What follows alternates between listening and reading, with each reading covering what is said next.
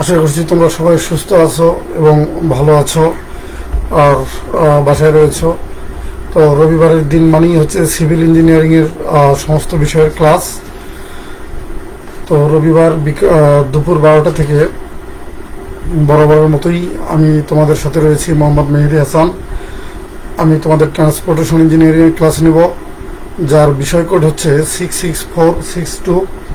এটি ষষ্ঠ পর্ব, সিভিলের একটি সাবজেক্ট। প্রিয় শিক্ষার্থীরা, তোমরা জানো যে আমরা হাঁটি হাঁটি পা পা করে এই বিষয়ের অনেকগুলো চ্যাপ্টারই কভার করেছি। তো আমরা বেশ কয়েক ক্লাস যাবৎ, বিগত দুই ক্লাস যাবৎ কথা বলেছি চ্যাপ্টার 2 নিয়ে। চ্যাপ্টার 2-র নাম হচ্ছে সড়কের জ্যামিতিক গঠন, প্রস্থচ্ছেদ ও সন্ধির অনুধাবন। তো এই চ্যাপ্টারটি অনেক বড় হওয়ার কারণে আমরা চ্যাপ্টারটিকে কয়েকটি ভাগে ভাগ করে নিয়েছি। আমরা আজকের তৃতীয় পার্ট নিয়ে কথা বলবো। তো এর পরের ক্লাসে, অর্থাৎ আগামী ক্লাসে, আমরা এর গাণিতিক সমস্যাগুলো সমাধান করার মাধ্যমে চ্যাপ্টার 2-কে একেবারে শেষ করে দেবো, আর কি ক্লোজ করব। তো আমরা বেশি না কথা বাড়িয়ে সরাসরি আমরা ক্লাসে চলে যাই। আমরা আজকে যে টপিকগুলো নিয়ে আলোচনা করব সেগুলো এখানে দেখানো হয়েছে, যে কেম্বার গ্রেডিয়েন্ট, সুপার এলিভেশন ও বাঁকের প্রয়োজনীয়তা। এই টপিকটা নিয়ে আমরা গত ক্লাসেও কথা বলেছি, কিন্তু টপিকটা শেষ করতে পারিনি। আজকে আমরা এটা শেষ করব। তারপরে সড়কের কেম্বার, গ্রেডিয়েন্ট, সুপার এলিভেশন ও বাঁক প্রয়োগের পদ্ধতি নিয়ে আলোচনা করব। যেসব বিষয়ের উপর সড়কের বাঁক ও গ্রেডিয়েন্ট নির্ভর করে। তারপর সড়ক সন্ধির উদ্দেশ্য, বিভিন্ন ধরনের সড়ক সন্ধির সুবিধা ও অসুবিধা, আন্ডারপাস ও ওভারপাসের পরিচিতি। তো আজকের ক্লাসে আশা করছি যে আমরা সমস্ত থিওরি কভার করতে পারবো, এবং আগামী ক্লাসে শুধুমাত্র ম্যাথমেটিক্যাল সমস্যার সমাধান করেই আমরা চ্যাপ্টার 2 ক্লোজ করে ফেলব। তো আমরা যে টপিকগুলো নিয়ে কথা বলবো, টপিকগুলোকে এখানে দেখানো হয়েছে। আমরা এখন সরাসরি মূল টপিকে প্রবেশ করি। মিনিমাম গ্রেডিয়েন্ট নিয়ে আমরা কথা বলবো। আমরা মিনিমাম গ্রেডিয়েন্টের আগেও আরও কয়েক ধরনের গ্রেডিয়েন্ট দেখেছি। যেমন আমাদের গ্রেডিয়েন্ট ছিল রুলিং গ্রেডিয়েন্ট, তারপর লিমিটিং বা ম্যাক্সিমাম গ্রেডিয়েন্ট, তারপর এক্সেপশনাল গ্রেডিয়েন্ট, অ্যাভারেজ গ্রেডিয়েন্ট। আমরা এই 4টে গ্রেডিয়েন্টের সাথে পরিচিত হয়েছি। এখন আমরা মিনিমাম গ্রেডিয়েন্ট এবং ফ্লোটিং গ্রেডিয়েন্ট, এই দুই ধরনের গ্রেডিয়েন্ট নিয়ে কথা বলবো। তো মিনিমাম গ্রেডিয়েন্ট নিয়ে আমরা কথা বলছি, কিন্তু আমরা ইতিপূর্বেই ম্যাক্সিমাম গ্রেডিয়েন্টের সাথে পরিচিত হয়েছি আর কি। তো মিনিমাম গ্রেডিয়েন্ট হচ্ছে সড়ক পৃষ্ঠে পানি নিষ্কাশনের জন্য প্রদত্ত কেম্বার যখন সড়ক পৃষ্ঠে পানির পাশে লম্বালম্বি গাটারে পৌঁছায়, তখন সড়ক অনুভূমিক হলে গাটারের গভীরতা সড়কের দূরত্ব বৃদ্ধির সাথে সাথে বাড়াতে হবে, অর্থাৎ অধিক গভীর গাটার হওয়ার দরকার। এই অবস্থা হতে রেহাই পাওয়ার জন্য সড়কে খুবই সামান্য পরিমাণে গ্রেডিয়েন্ট দেওয়া হয়। একে মিনিমাম গ্রেডিয়েন্ট বলে। আসলে এখানে যে কথাটা বলা হচ্ছে যে সড়ক পৃষ্ঠের পানি নিষ্কাশনের জন্যই মূলত মিনিমাম গ্রেডিয়েন্ট প্রয়োগ করা হয়। মিনিমাম গ্রেডিয়েন্ট প্রয়োগ না করা হলে একসময় কি হবে, গাটারের গভীরতা অনেক বেড়ে যাবে। তো গাটারের গভীরতা যেন অনেক বেড়ে না যায়, এজন্য একটি খুব কম পরিমাণ হলেও একটি গ্রেডিয়েন্ট বা ঢাল বজায় রাখা হয়, যেন গাটারের গ্রেডিয়েন্টটা খুব বেশি না হয়।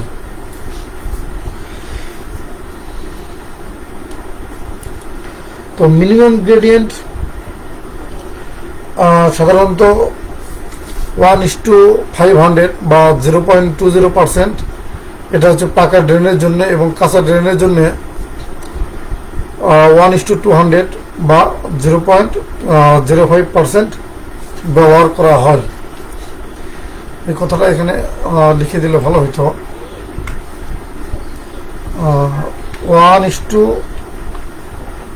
1:500 এটা হচ্ছে পাকা সড়কের জন্য।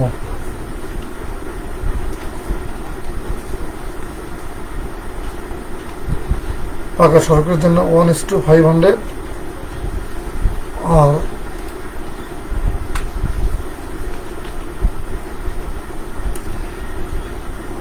কাঁচা ড্রেন,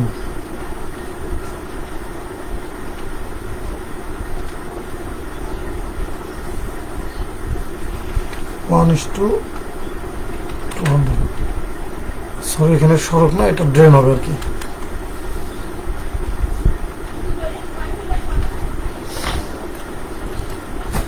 তো এটা হচ্ছে মিনিমাম গ্রেডিয়েন্ট, যে মিনিমাম গ্রেডিয়েন্ট আমরা কত প্রয়োগ করব। পাকা ড্রেন যদি হয় তাহলে 1:500 বা 0.20%, আর কাঁচা ড্রেন যদি হয় তাহলে 1:200% বা 0.50%। তো আমি আশা করছি আমার কথা শুনতে কারো কোনো সমস্যা হচ্ছে না। তোমরা যারা লাইভ ক্লাসটি দেখছো, যদি কোনো সমস্যা হয়ে থাকে তোমরা সেটা কমেন্টে জানাবে।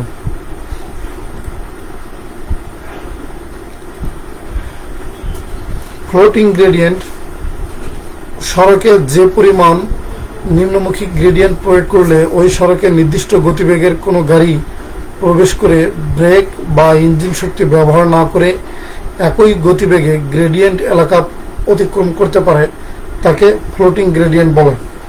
ফ্লোটিং গ্রেডিয়েন্ট বা এটাকে বাংলায় বলা হয় ভাসমান গ্রেডিয়েন্ট আর কি। তো ফ্লোটিং গ্রেডিয়েন্ট হচ্ছে এমন একটি গ্রেডিয়েন্ট যে এই গ্রেডিয়েন্ট বা এই ঢাল পার হইতে যদি অতিরিক্ত কোনো ইঞ্জিন শক্তি ব্যবহার করতে না হয় অথবা অতিরিক্ত কোনো ব্রেক চাপতে না হয়, এই অবস্থায় যে ঢালটা অতিক্রম করা যায় এই ঢালই হচ্ছে ফ্লোটিং গ্রেডিয়েন্ট। অর্থাৎ ফ্লোটিং গ্রেডিয়েন্ট হচ্ছে খুব কম পরিমাণে একটি নিম্নমুখী ঢাল।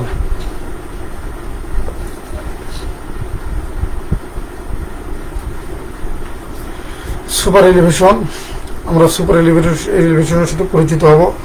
সবচাইতে গুরুত্বপূর্ণ একটি টপিক হচ্ছে সুপার এলিভেশন। তো সুপার এলিভেশনের সংজ্ঞাটা আমরা প্রথমে জেনে নিই যে বাঁকে গাড়ি চলাকালে কেন্দ্রাতিক বল অনুভূমিকভাবে গাড়িকে সড়কের বাইরে ঠেলে নিতে চায়।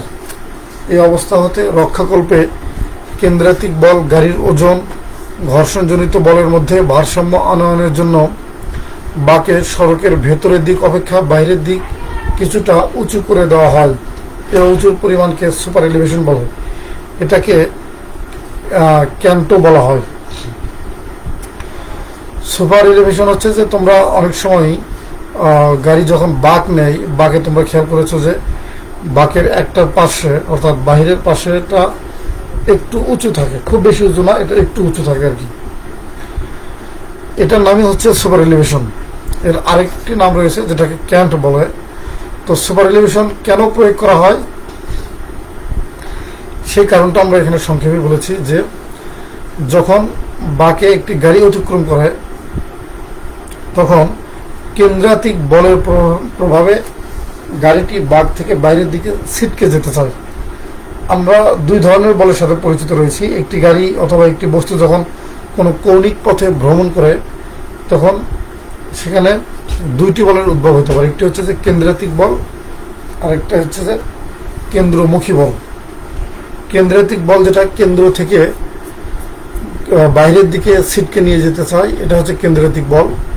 আর কেন্দ্রমুখী বল হচ্ছে যে কেন্দ্রের দিকে আকর্ষণ করে যেটা, সেটা হচ্ছে কেন্দ্রমুখী বল। তো গাড়ি যখন বাঁকে চলাচল করবে, কোনো বাঁক অতিক্রম করবে, তখন গাড়ির উপর কেন্দ্রাতিক বল কাজ করবে। এই বলের প্রভাবে গাড়ি সড়ক থেকে বাইরের দিকে ছিটকে যেতে চাবে। তো এই অবস্থা হতে রক্ষা করার জন্য গাড়ি যেন বাইরের দিকে ছিটকে না যায়, এই জন্যে বাঁকে সড়কের ভেতরের দিক অপেক্ষা বাইরের দিক কিছুটা উঁচু করে দেওয়া হয়। এই উঁচুর পরিমাণকে সুপার এলিভেশন বলে।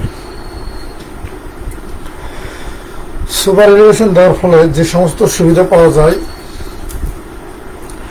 কেন্দ্রাতিক বল প্রতিহত হয় এবং গাড়ি উল্টে পড়ে না। সুপার এলিভেশন দেওয়ার সবচেয়ে বড় যে সুবিধা এটা যে গাড়ি যেন উল্টে না পড়ে, কোনো দুর্ঘটনা যেন না ঘটে। তারপরে গাড়ির চাকায় বলের সাম্যতা থাকে বিধায় সড়কের ক্ষয়ক্ষতি কম হয়। সড়কের বাঁকের ভেতরের দিক নিচু হয় বিধায় সড়ক পৃষ্ঠের বৃষ্টির পানি সহজে নিষ্কাশন হতে পারে।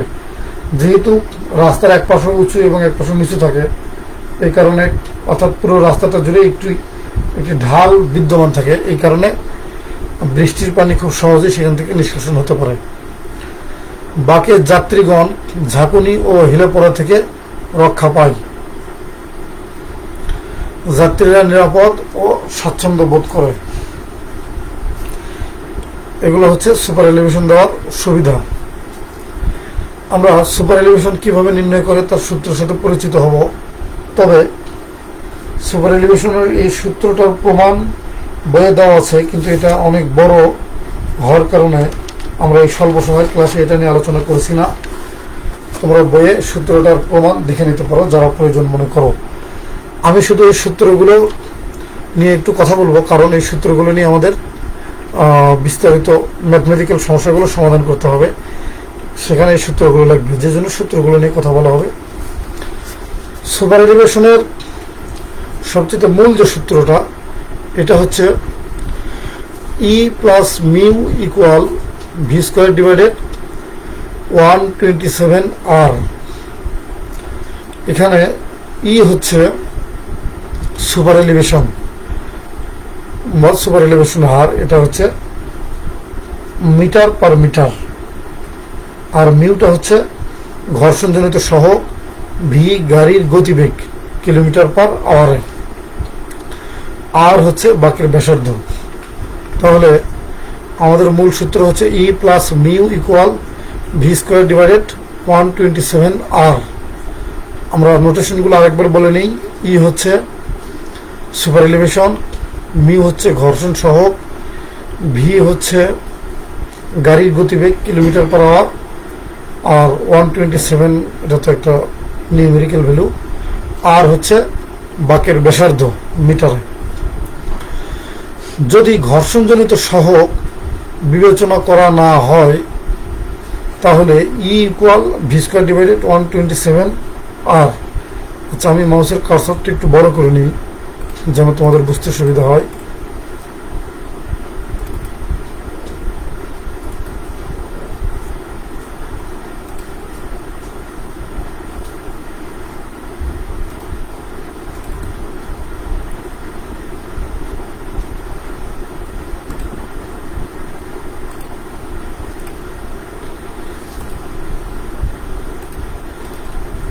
সরি, একটু সময় নিচ্ছি।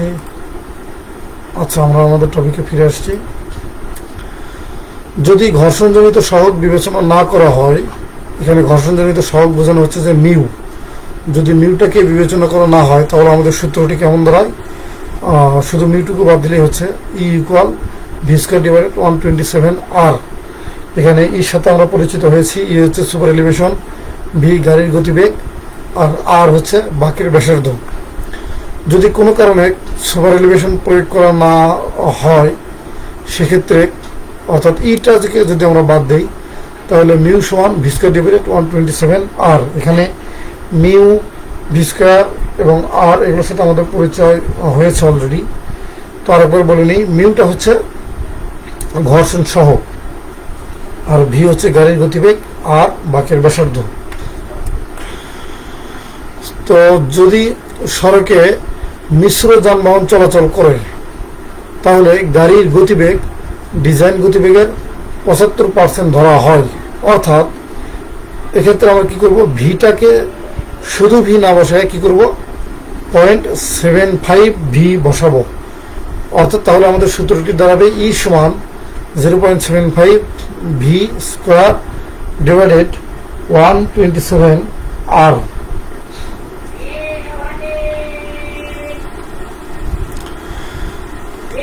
ডিজাইন কালে ই এর মান সর্বোচ্চ মান দেওয়া হয় 0.15 বা 1:15। এটি একটি গুরুত্বপূর্ণ মান, বিশেষ করে অঙ্ক করতে গেলে আমাদের এটা লাগবে যে ইর মান কোনো ক্রমেই 0.15 অতিক্রম করবে না। এটাকে আমরা অঙ্ক করার সময় আমরা চেক দিব যে আমাদের যত সুপার এলিভেশন বের হলো সেটা সেই সাপেক্ষে ইর মান আবার 0.15 বেশি হয় কি না, এটা আমরা অঙ্ক করার ক্ষেত্রে চেক দেবো, যে কারণে এই ভ্যালুটা আমাদের মনে রাখা গুরুত্বপূর্ণ। তো আমরা নোটেশনের সাথে অলরেডি পরিচিত হয়েছি, তারপরে নোটেশনগুলো আরেকবার চোখ বুলিয়ে নিই।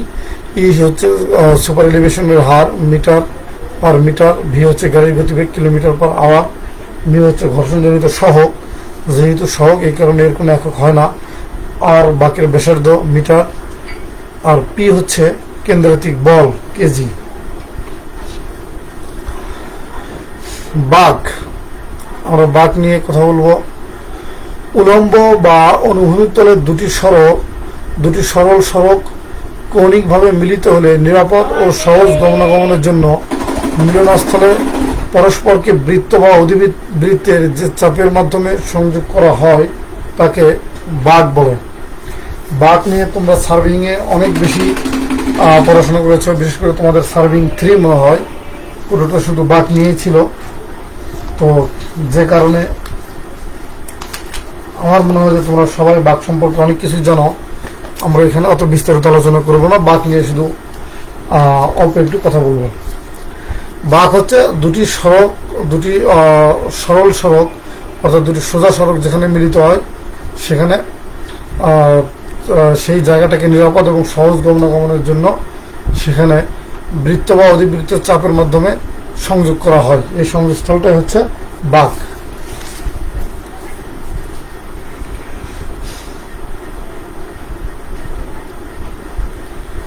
বাঁকের প্রয়োজনীয়তা, বাঁকের অনেকগুলো প্রয়োজনীয়তা রয়েছে, যে হঠাৎ দিক পরিবর্তনে অসুবিধা দূর করার জন্য, সহজে দিক পরিবর্তনের সুবিধা দান করার জন্য, তারপর দিক পরিবর্তনের যাত্রীদের আরামপ্রদ ভ্রমণ ও নিরাপদ করা, গাড়িকে দিক পরিবর্তনের দুর্ঘটনার হাত থেকে রক্ষা করা, দুটি অনুভূমিক তলের দুটি সড়ককে সংযোগ দেওয়া, সড়কের দৈর্ঘ্য কমানো। আসল কথা হচ্ছে যে যদি দুটি সড়ককে কোনো বৃত্ত বা অধিবৃত্তের কোনো চাপ দিয়ে সংযোগ না করে শুধু দুটি সড়ককে যদি 90 ডিগ্রিতে সংযোগ দেওয়া হয়, তাহলে সেই সমস্ত জায়গায় গাড়ির দিক পরিবর্তন করা অত্যন্ত কঠিন হয়ে যায় এবং সেটা একটি দুর্ঘটনাপ্রবণ জায়গায় পরিণত হয়। এই অসুবিধাটা দূর করার জন্য মূলত বাঁক প্রদান করা হয়। এটাই হচ্ছে সবচেয়ে বড় উদ্দেশ্য। এছাড়া এই উদ্দেশ্যগুলো রয়েছে যে দিক পরিবর্তন সহজ হয়, নিরাপদ ও আরামপ্রদ হয়, তারপর দুর্ঘটনার হাত থেকে রক্ষা পায়, দুটি অনুভূমিক তলের সড়ককে সংযোগ দেওয়া যায়, আবার সড়কের দৈর্ঘ্য কিছুটা কমে যায়।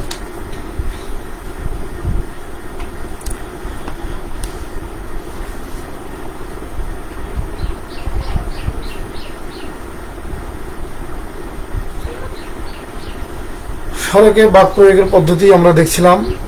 বাঁকের প্রকারভেদ, 2 প্রকারের বাঁক, মূলত 2 প্রকারের বাঁক।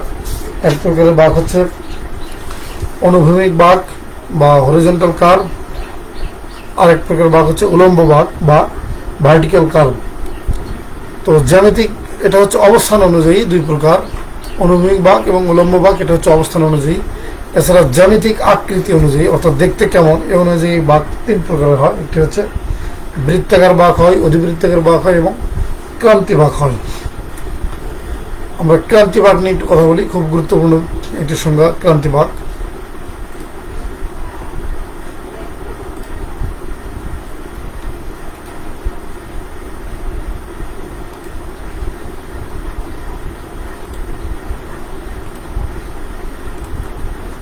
আমরা একটু ক্রান্তি বাঁক নিয়ে কথা বলবো।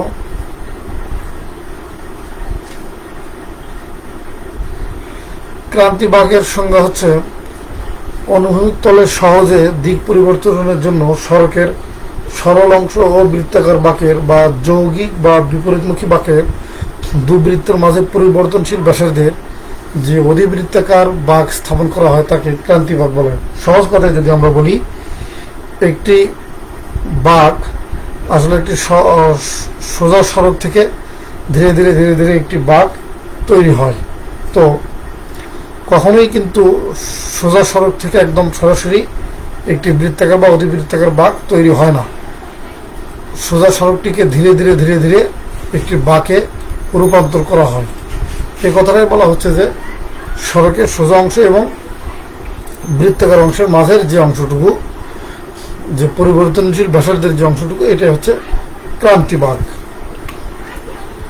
ক্রান্তি বাঁকের বৈশিষ্ট্য, মূল সড়ক ক্রান্তি বাঁকের সাথে স্পর্শক হবে। এটা বৃত্তাকার বাঁকের সাথে স্পর্শক হিসেবে মিলিত হবে। তার মানে ক্রান্তি বাঁকের এক প্রান্তে থাকবে হচ্ছে মূল সড়ক বা সোজা সড়ক, আর অপর প্রান্তে থাকবে বৃত্তাকার বাঁক। ক্রান্তি বাঁক মূল সড়কের সাথেও স্পর্শক হবে, আবার বৃত্তাকার বাঁকের সাথেও স্পর্শক হিসেবে মিলিত হবে। মূল সড়কের সংযোগ বিন্দুতে এর বাঁকের মাত্রা শূন্য হবে। মূল সড়কের সংযোগ বিন্দুতে মূল সড়কের সাথে যে ক্রান্তি বাঁক যখন শুরু হবে সেই জায়গাতে ক্রান্তি বাঁকের মাত্রা শূন্য হবে, তারপরে ধীরে ধীরে বাঁকের মাত্রা বাড়তে থাকবে।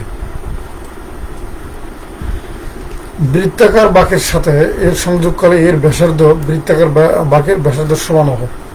যখন বৃত্তাকার বাঁকে সংযোগ করা হবে তখন বৃত্তাকার বাঁকের ব্যাসার্ধ এবং ক্রান্তিকার বাঁকের ব্যাসার্ধ সমান হবে। এর বাঁকের মাত্রা বৃদ্ধির হারের সাথে সাথে সুপার এলিভেশনের বৃদ্ধির হার সমানুপাতিক হবে, অর্থাৎ বাঁক যত বাড়বে সুপার এলিভেশনের মাত্রা তত বাড়বে। এর দৈর্ঘ্য এমন হবে যেন বৃত্তাকার বাঁকের সংযোগ বিন্দুতে পূর্ণ সুপার এলিভেশন প্রাপ্ত হয়, অর্থাৎ বৃত্তাকার বাঁকের যেখানে শুরু হবে তখন ফুল সুপার এলিভেশন, পূর্ণ সুপার এলিভেশন দিতে হবে।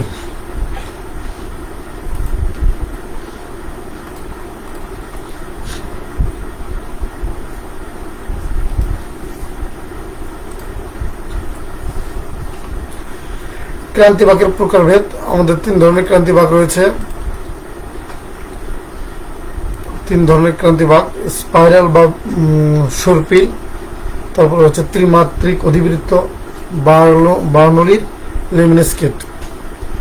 ক্রান্তি বাঁকের উদ্দেশ্য সরল পথ হতে বৃত্তাকার পথে এবং বৃত্তাকার পথ হতে সরল পথে গাড়িকে সহজ ও আরামদায়ক চলাচলের সুবিধা প্রদান করা। বাঁকের মাত্রা শূন্য হতে ধীরে ধীরে বাড়িয়ে বৃত্তাকার বাঁকের প্রারম্ভে বৃত্তাকার বাঁকের সম পরিমাণ আনয়ন করা। সুপার এলিভেশনের মান শূন্য হতে ধীরে ধীরে বাড়িয়ে বৃত্তাকার বাঁকের প্রারম্ভে পূর্ণ সুপার এলিভেশন প্রয়োগের সুবিধা প্রদান করা।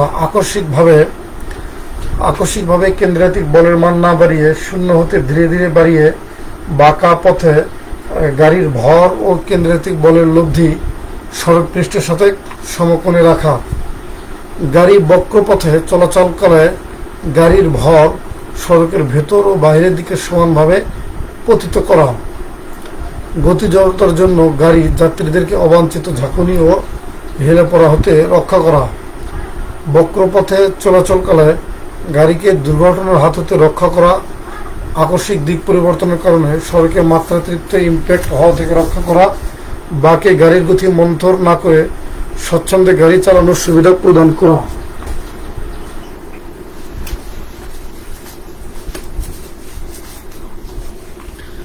এরপরে রয়েছে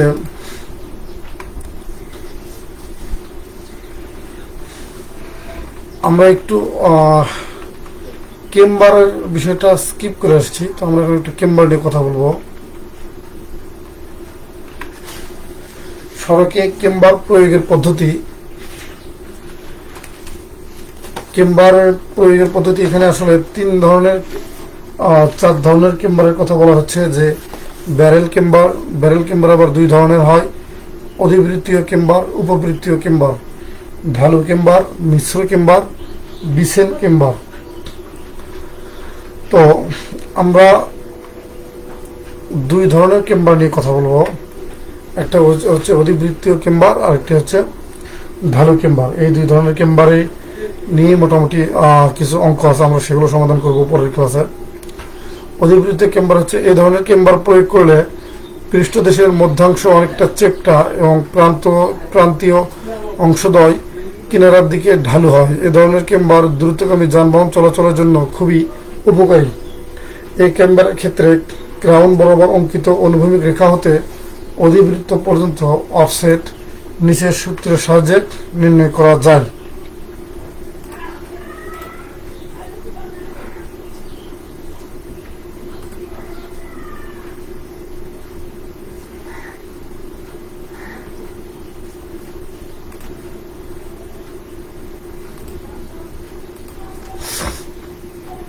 আমি কমেন্টগুলো দেখতে পাচ্ছি না, দুঃখিত।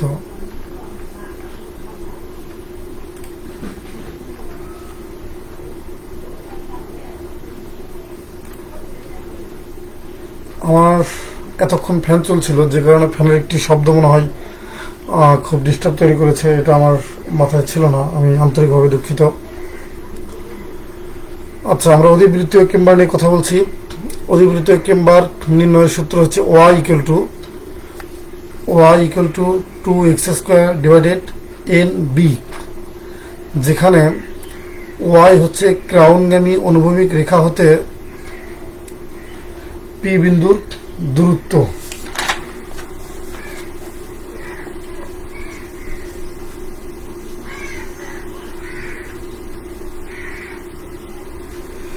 ক্রাউনগামী অনুভূমিক রেখা হতে P বিন্দুর দূরত্ব, অর্থাৎ এই দূরত্বটা, এটা হচ্ছে y।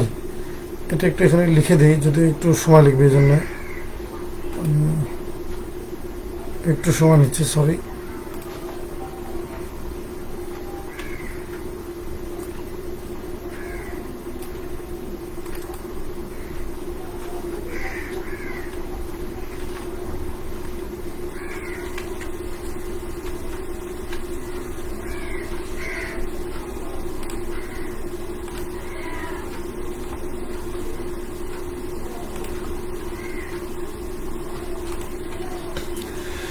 ওয়াই হলো এই যে অনুভূমিক রেখা, এই অনুভূমিক রেখা থেকে এই পি বিন্দুর যে দূরত্ব, এটা হচ্ছে ওয়াই। ওয়াই নির্ণয়ের সূত্র হচ্ছে 2x² ডিভাইডেড NB। ওয়াইকে বলা হচ্ছে যে ক্রাউনগামী অনুভূমিক রেখা হতে পি বিন্দুর দূরত্ব। আমরা অন্যান্য নোটেশনগুলো একটু দেখে নিই। এক্স হচ্ছে কেন্দ্রীয় রেখা হতে পি বিন্দুর দূরত্ব। এই যে কেন্দ্রীয় রেখা, এই কেন্দ্রীয় রেখা হতে যে পি বিন্দুর যে অনুভূমিক দূরত্ব, এটা হচ্ছে এক্স। আর এন হচ্ছে ঢাল। যদি 1:40 হয়, তাহলে এন এর মান হবে কত? 40 বা 40। আর বি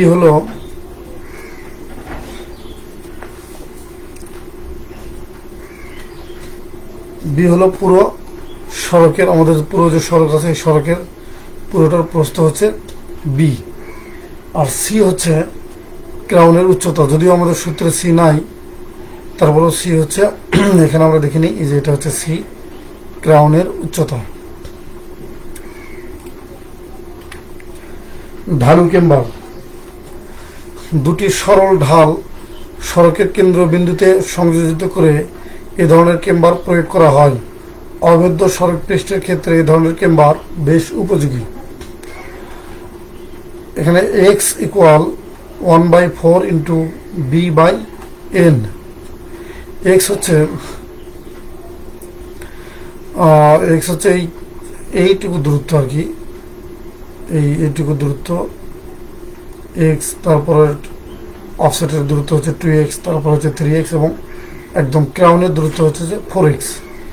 আর b হচ্ছে এই প্রস্থটা, বি প্রস্থের পুরো প্রস্থটা হচ্ছে 2b, আর এই অর্ধেক প্রস্থ হচ্ছে যে শুধু বি। এন হচ্ছে ঢাল, যেটা আমরা আগে বলে আসছি।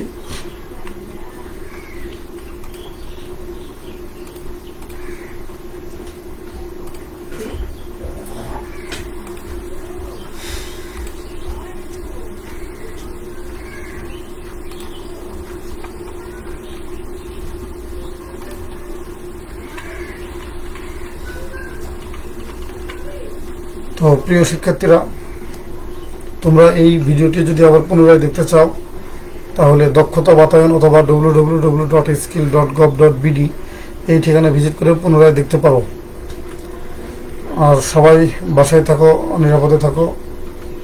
সবাইকে আন্তরিকভাবে ধন্যবাদ জানিয়ে আমার ক্লাসটি এখানে শেষ করছি। আল্লাহ হাফেজ।